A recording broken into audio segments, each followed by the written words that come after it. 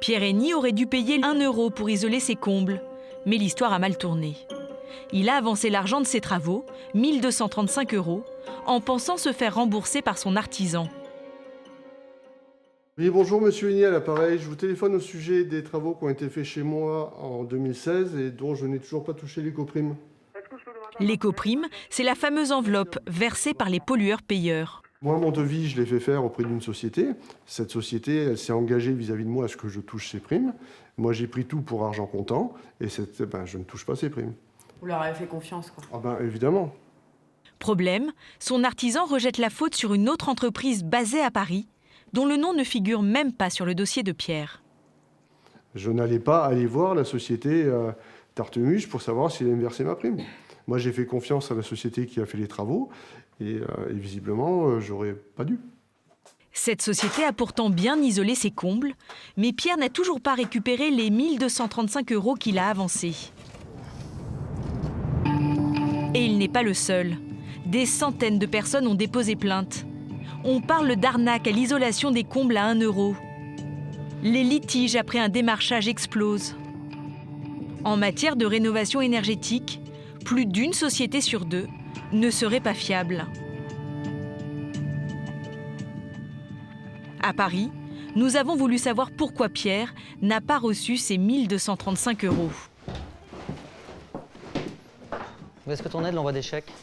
Pour cela, nous nous rendons au siège de Prime Énergie, une société que dirige Nicolas Moulin.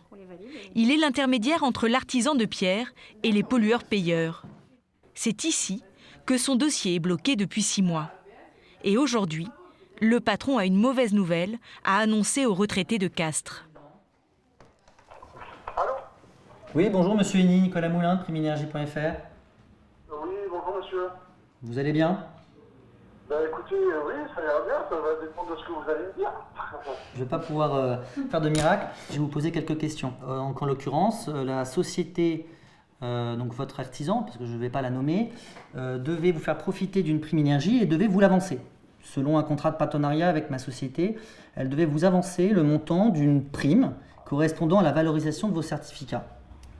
Alors ce n'est pas du tout ce qui a été fait. Voilà, donc c'est ce que malheureusement on a compris. Une seule erreur dans le dossier peut compromettre la prime. Et il y a un problème avec un document fondamental. L'artisan de Pierre aurait imité sa signature. Est-ce que vous avez signé cette attestation sur l'honneur? Non, je ne l'ai pas signé. Voilà. En tout Donc, cas, bon, et c'est bien le cœur du problème, Monsieur Henny, parce que comme vous n'avez pas signé cette attestation, l'attestation que j'ai sous les yeux est un faux. Malheureusement, on a la certitude de ne pas être en mesure de vous donner le moindre euro.